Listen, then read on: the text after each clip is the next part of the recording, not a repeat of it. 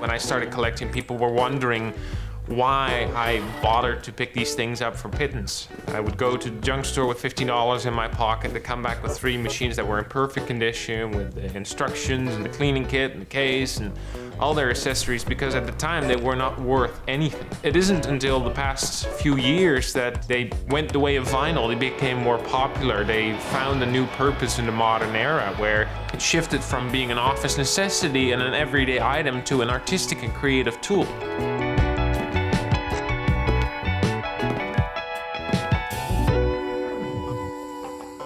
Typewriters, I collect them, I repair them, I use them.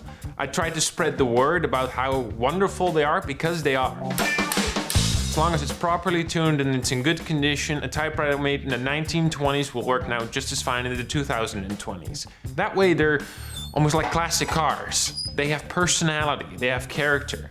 Each one resembles a mood, they resemble an ambiance. There were many, many different designs, colors, functionalities, options. You bought a typewriter based on your wallpaper at home or the dress you wore while using it, instead of just something that would be utilized for its very function. I did a count about 6-7 years ago of the collection I had back then, and I had 115 typewriters. My collection was really an accumulation at that point. It wasn't really a collection, a selection. So following that, I decided, okay, I'm gonna take my time on finding the machines I actually want and enjoy. And that took longer, and that means I have less now, but the collection I have now is way more refined than I had before. The typewriter I'm working on now is the typewriter that started my collecting.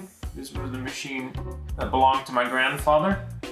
My mother remembers using this in the late 1960s, and I was given it in the 90s. I've had it my entire life.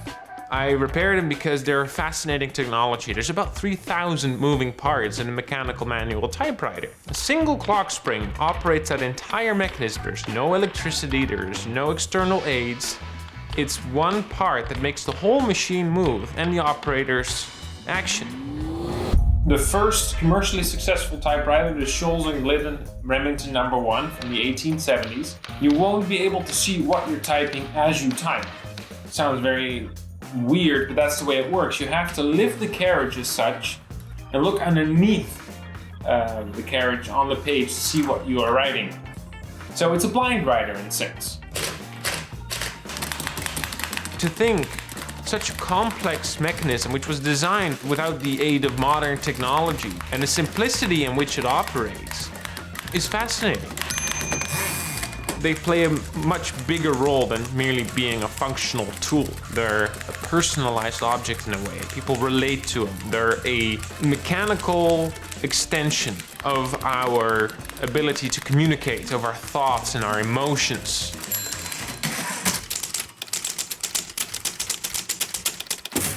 You have to get into the groove. I find that the first couple pages, my fingers are cold. After a while, you get into a rhythm.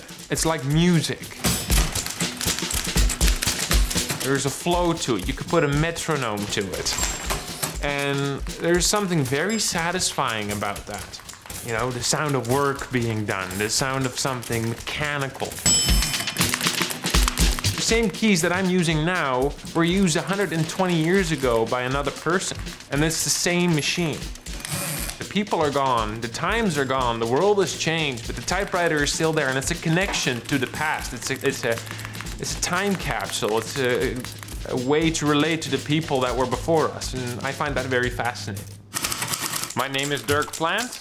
I collect typewriters.